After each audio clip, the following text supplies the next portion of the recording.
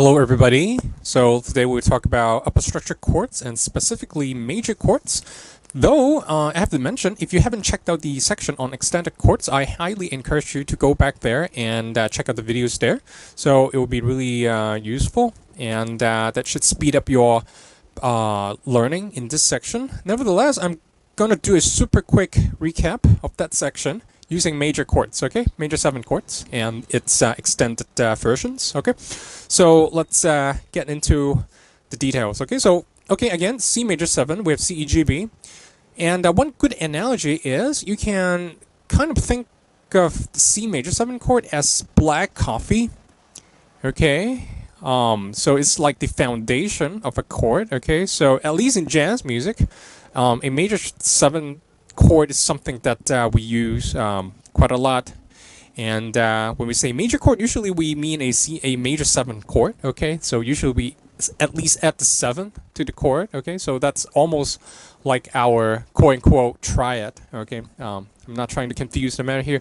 Anyway, for jazz musicians, it's usually a major chord is usually a major 7 chord, okay? And it's like our black coffee, our foundation, all right? So what if we add tensions, okay? So for example, let's add the D, the 9, okay? The analogy is something like this. We are adding sugar to the coffee. We're adding sugar to the black coffee.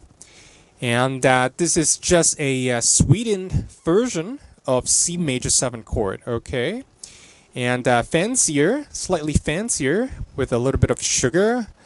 But it's still just coffee, right? We haven't turned it into orange juice, okay? So it's still coffee. All right. So technically, if you on a chart, if you see a C major 7, so you can technically use a C major 9th if you prefer that sound, depending on context. So the 9th has to be usually has to be diatonic. So, but if you see a C major 7 chord on a chart, you can actually use a C major 9 most of the time. Okay, as long as you're diatonic. And we can get even fancier. So if you want to add the 11, so remember for major triads or major 7 chords, we have major third. So in this case, in E note, you cannot add the F note here because that would directly clash with the E note. So they are half step apart, and that would cause a really bad clash. So we add F sharp instead, so we raise F to F sharp. So again, this is something that I explained in the extended chord section. So if you're not sure what I'm talking about, go back to that section and see for yourself. Okay. So the analogy is this: we're adding cream. Okay, we're adding cream to the coffee, but it is still coffee. So it's coffee with sugar, with cream, not apple juice, not orange juice, right? So we haven't turned the coffee into something else. It's still coffee. The base is still coffee. Okay, so believe me, this concept will serve you really well in the coming videos. Okay, so hopefully everything still makes sense. And when we go to 13, when we add the 13, major 13, it's always almost a major 13 when we say 13. Okay, C major 13, sharp 11. We add the A note.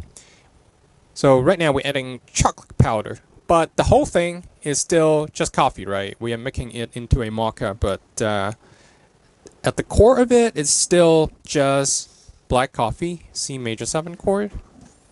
Okay, so that's a recap of extended chords with an analogy. Hopefully the analogy makes sense. Okay, so that's a quick recap. I'm going to stop here, and I would start talking about upper structure chords in the next video. Okay, so see you there.